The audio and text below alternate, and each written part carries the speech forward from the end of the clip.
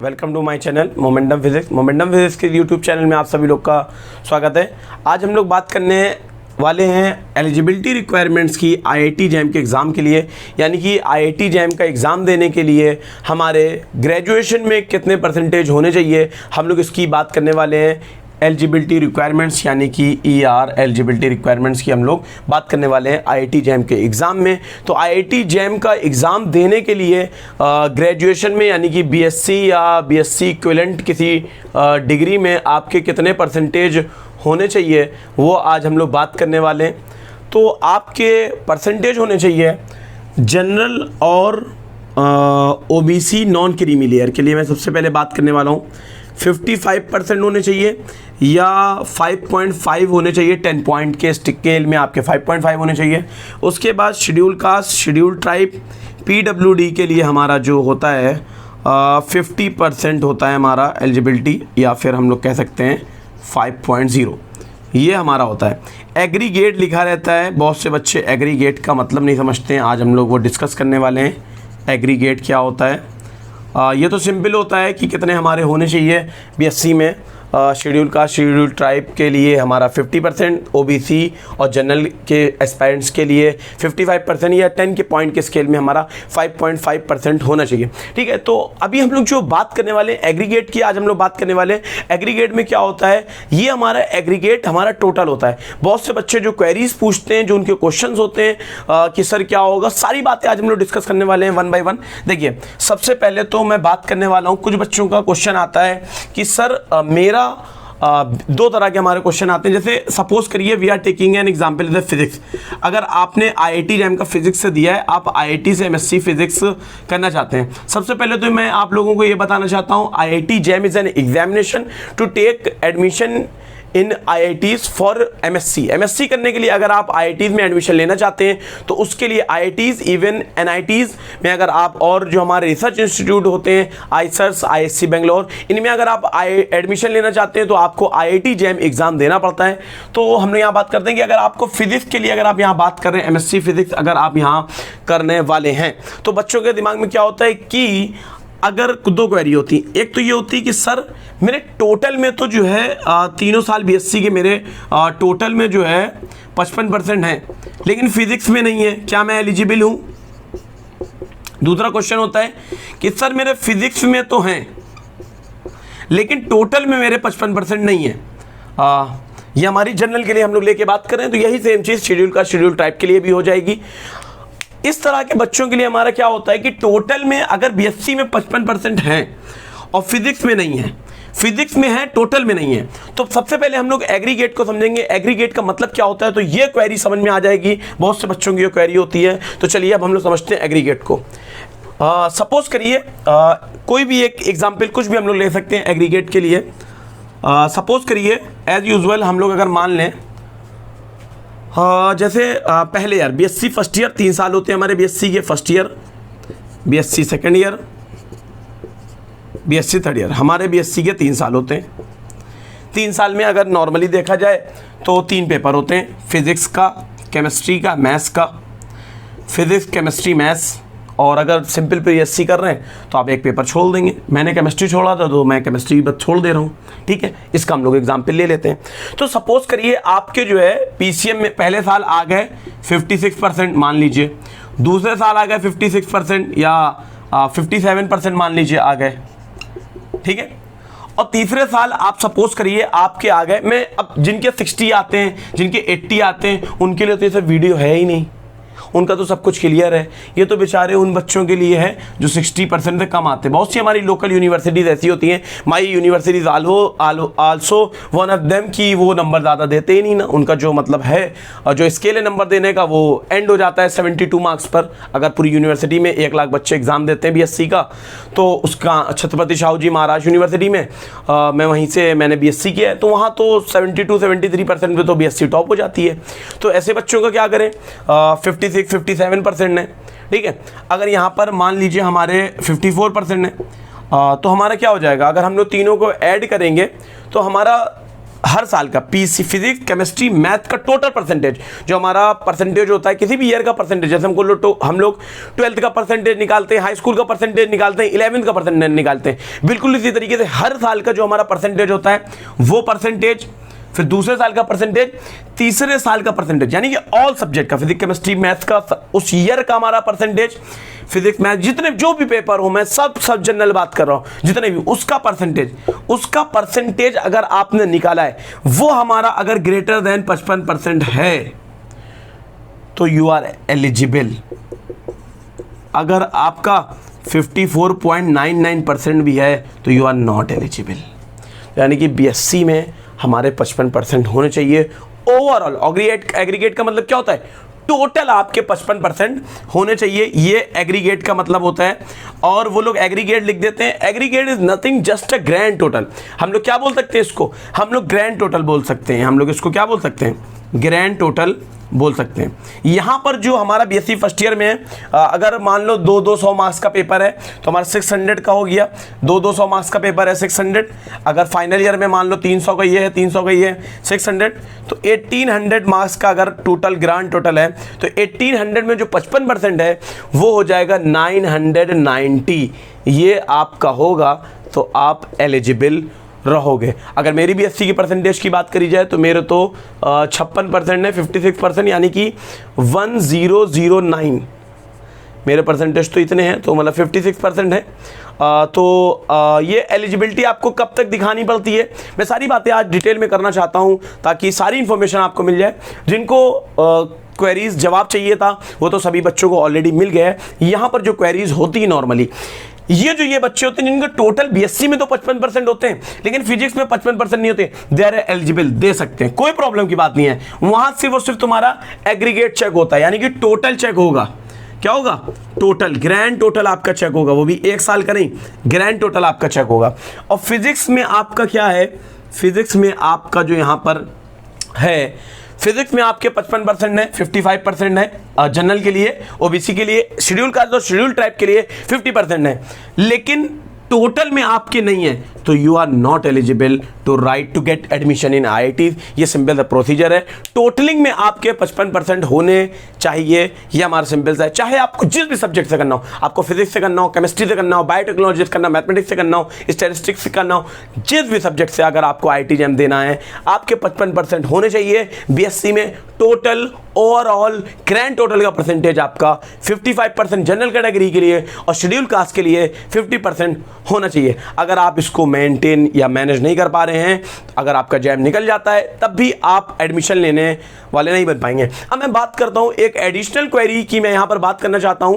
बच्चे अक्सर पूछते हैं कि सर बीएससी और आईआईटी जैम को मैनेज कैसे करें, आईआईटी जैम और बीएससी को कैसे मैनेज करें, साथ साथ दोनों की स्टडी कैसे करी जाए। तो मैं एक एडिशनल आपको इसका जवाब देना चाह रहा हूं कि आपको किस तरह से करना है। सारी बातें आप सुन लीजिए। देखिए, टू बी वेरी ट्रू, जो हमारा एजुकेशन सिस्टम है, BSc is a one night before exam. BSc को हम लोग क्या कह सकते हैं, बीएससी हमारा एक रात पहले का हमारा एग्जाम है, वन नाइट बिफोर एग्जाम, यानी कि एक रात पहले भी लोग जाग करके बीएससी करते हैं, सब लोग करते हैं, मैंने भी किया, सभी लोग करते हैं। दिस द आईआईटीज में भी यही होता है, हर जगह यही होता है। बस 2-4 दिन मेहनत करते हैं लोग, बाकी नॉर्मली जैसे स्टडी चलती रहती है, हम लोग की और आपकी सबकी ऐसे ही चलती है, बिल्कुल इसी तरीके से होता है। उसमें बहुत ज़्यादा नहीं करना पड़ता है। बीएससी को इतना बड़ा हवा ना बनाया जाए कि बीएससी और एकदम, बीएससी कुछ नहीं है। बीएससी तो बस क्या है, प्रैक्टिकल में मार्क्स ले आओ, थ्योरी का एग्जाम रख के चले आओ, बीएससी हो गई। तो ये तो हमारा सिंपल है। इंपॉर्टेंट यहां पर आ जाती है आईआईटी जैम। मैं अभी 3 बच्चों का एग्जाम्पल लेने जा रहा हूं, XYZ, 3 बच्चे थे, XYZ। X के हैं हमारे बीएससी में, हमारे बीएससी यहां लिख देते हैं और आईआईटी जैम स्टेटस लिख देते हैं, ठीक है। बीएससी लिख देते हैं और आईआईटी जैम स्टेटस हम लोग यहां पर लिख देते हैं। X के बीएससी में तो यहां पर हमारे जो परसेंटेज हैं वो हमारे 80% है। आईआईटी जैम नॉट क्वालिफाइड, ठीक है, नॉट क्वालिफाइड। एक हमारा बच्चा है जिसके हमारे बीएससी में 53% है, आईआईटी जैम क्वालिफाइड और विद गुड रैंक की आईआईटी मिल जाएगी, क्वालिफाइड। एक बच्चा है जिसके हमारे 56% है मान लो, और वो IIT जैम में क्वालिफाइड है और उसको IIT मिल सकती है। देखिए, और एक बच्चा हम कह रहे हैं और ले लो, कोई बच्चा ले लो X, वो सॉरी P, कोई बच्चा P है, कोई स्टूडेंट P है, उसके IIT जैम में हमारे 56% है, लेकिन वो हमारा यहाँ पर एलिजिबल रैंक उसकी इतनी अच्छी, रैंक नॉट गुड, क्वालिफाई हो गया है लेकिन उसकी रैंक इतनी अच्छी नहीं है। अब क्या होगा, देखो इसको ध्यान से, आप 80% BSc में ले आओ, कंपटीशन नहीं निकल रहा है तो भाई बेकार है ऐसा 80%।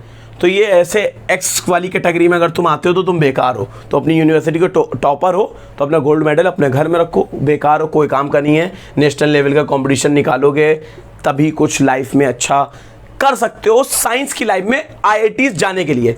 मैं ये नहीं कर रहा, मैं डिस्करेज नहीं कर रहा, मैं डिमोटिवेट नहीं कर रहा कि कुछ नहीं कर सकते हो, मेरे बात का गलत मतलब ना निकाला जाए। पॉइंट मेरा समझिए कि अगर आपने जो BSc की है उसका इतना यूजफुल अगर आपको करना है, आपकी जो नॉलेज है, IIT जैम क्या है भाई, आपकी BSc की नॉलेज को टेस्ट तो करता है ना। अगर यही आप नहीं कर पा रहे हो तो इसका मतलब BSc सिर्फ आपने रट के करा, आपको नॉलेज नहीं है। तो उस परिप्रेक्ष्य में मैं आपको ये कह रहा था, ठीक है, उस पर हम लोग चर्चा नहीं करते हैं। वाई है, अगर आपने BSc में करा, क्वालिफाई हो गया, अच्छी रैंक भी लिया है, BSc को बस इतना मेंटेन करना है कि 53% आपके आ रहे हैं और आप IIT से महरूम हो जा रहे हो, तो दैट्स वेरी रॉन्ग केस, ये आपका गलत है। आपको BSc में उतनी मेहनत करनी है कि आप IIT में जाके एडमिशन ले लो, एटलीस्ट एलिजिबल हो जाओ। ये जनरल के लिए, ये हमारा SC ST के लिए क्या हो जाए, एलिजिबल हो जाए। क्लियर है। अब आते हैं तीसरे तरह के बच्चे, ये हमारे सबसे बेस्ट होते हैं, बस क्वालिफाई हो गए, परसेंटेज कोई बहुत अच्छी नहीं ना, BSc में 56% है, IIT में बैठने लायक है, IIT जैम में एडमिशन लेने लायक है, रैंक भी अच्छे लिया है, बस बहुत बढ़िया, समझ लो। क्लियर है, कोई कंफ्यूजन नहीं। एक हमारे जो P श्रेणी के बच्चे होते हैं, रैंक परसेंटेज तो हमारी 56% है लेकिन रैंक उनकी अच्छी नहीं है, वो हमारे क्या करें, उनके लिए आज हम लोग डिस्कस करने वाले हैं।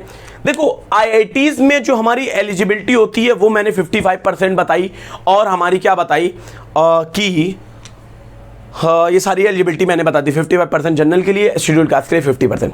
रैंक जब अच्छी नहीं होती तो बच्चे NITs में एडमिशन लेते हैं, NITs में एडमिशन लेते हो। अब यहां पर एक पॉइंट समझो, NITs की एलिजिबिलिटी सर लगे हाथ बता दीजिए, तो मैंने सोचा लाओ चलो आज लगे हाथ NITs की एलिजिबिलिटी बता दें। NITs की अलग से आपको काउंसलिंग करानी पड़ती है, IIT जैम की अलग काउंसलिंग होती है, सारा प्रोसीजर मैं किसी वीडियो में बहुत जल्द समझा दूंगा आप लोगों को। क्लियर है। देखो NITs में हमको चाहिए होते हैं 60% जनरल OBC के लिए, और 55% होते हैं शेड्यूल का, तो शेड्यूल टाइप के लिए। अब ध्यान से समझो, देखो या तो एक ये बना लो, रैंक मुझे IIT जैम क्वालिफाई करना है, इस लायक रैंक लानी है कि IIT या NIT कुछ भी मिल जाए, और 60% से ऊपर आप मेंटेन कर लेते हो, BSc में आपके 60% अबव आते हैं तो ठीक है, बढ़िया है। 60% बस, 61 भी हो चलेगा, 81 है और क्वालिफाई नहीं हो रहा है तो मैं बता चुका हूँ श्रेणी बेकार है, उससे कोई फायदा नहीं ना। 60 बस एलिजिबिलिटी मेंटेन होनी चाहिए, वो क्वालिफाई हो जा रहा है तो सबसे बढ़िया है। अब इसके बाद जो हम लोग यहाँ पर बात करने वाले हैं, देखो आप इस श्रेणी में अगर आते हो, ये खतरनाक वाली श्रेणी होती है कि क्वालिफाई आपने इतना एफर्ट नहीं करा या आप उस तरीके से नहीं कर पाए, बहुत से रीज़न हो सकते हैं अच्छी रैंक ना आने के, सब कुछ हो गया, रैंक अच्छी नहीं आई, लेकिन यहाँ पर फिर फंस जाओगे एलिजिबिलिटी। या तो BSc में 60% मेंटेन करके चलो और फिर रैंक की परवाह ना करो, जैसी भी आए कहीं ना कहीं तो एडमिशन मिल जाएगा। भाई NITs से फार बेटर हमारी जो है IITs होती हैं, और IITs से भी अच्छा हमारा ISC बेंगलोर है, तो हमेशा अच्छे की कोशिश करनी चाहिए, ठीक है, कोई दिक्कत की बात नहीं ना। अब यहाँ पर हम लोग देख रहे हैं तो ये BSc में आपके 60%, तो सबसे सिंपल सा अच्छा था भाई 60% मेंटेन कर लो।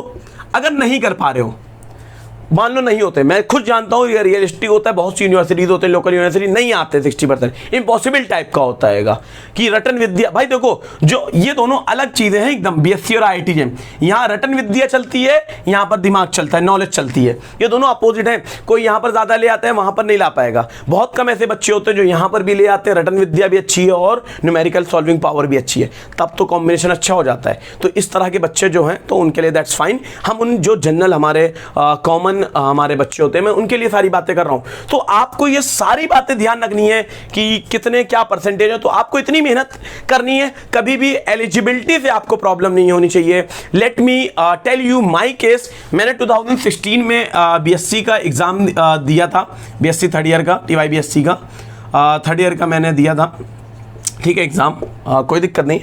आईआईटी जैम का एग्ज़ाम दिया था, आईआईटी जैम का एग्ज़ाम दिया, क्वालिफाई हुआ, काउंसलिंग कराई, काउंसलिंग कराने के बाद जो आया मुझको आईआईटी भुवनेश्वर काउंसलिंग में मिली, ठीक है, आईआईटी भुवनेश्वर, BBSR मैं लिख दे रहा हूँ तो ये भुवनेश्वर के लिए, ठीक है, मुझको आईआईटी भुवनेश्वर मिली। फिर मेरा बीएससी का रिजल्ट आया, बीएससी के रिजल्ट में क्या हुआ, मेरा न्यूमेरिकल एनालिसिस के पेपर में, NA के पेपर में मेरे 4 मार्क्स आए थे आउट ऑफ 75।